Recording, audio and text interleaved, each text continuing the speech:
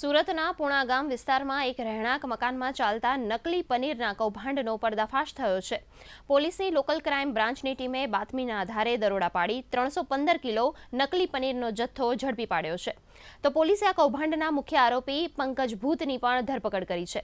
ત્યારે પ્રાથમિક તપાસમાં બહાર આવ્યું છે કે આરોપી દરરોજ રાજકોટથી 100 કિલો નકલી પનીર મંગાવી સુરતની ડેરીઓમાં વેચતો હતો.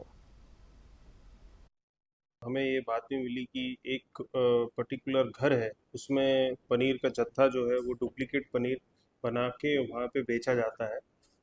इस बातमी के आधार पे वहाँ पे एलसीबी की टीम और पूना पुलिस की टीम ने कंबाइंड ऑपरेशन हेल्थ डिपार्टमेंट के साथ में किया, तो हमें वहाँ से शंकास्पद पनीर बरामद हुआ है।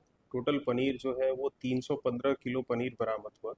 ये पिछले 4 महीने से ये डुप्लीकेट पनीर का जत्था यहाँ से अलग अलग विस्तारों में भेजता था। और ये जो माल जो लाता था, बेसिकली अभी हमें पता चला है कि ये राजकोट से लाता था माल और यहाँ नहीं बनाता था, राजकोट से ला के यहाँ पे बेचता था। तो इसलिए हम बैक ट्रैक करते हुए जा रहे हैं और मेन आरोपी तक हम पहुँचने का प्रयास कर रहे हैं।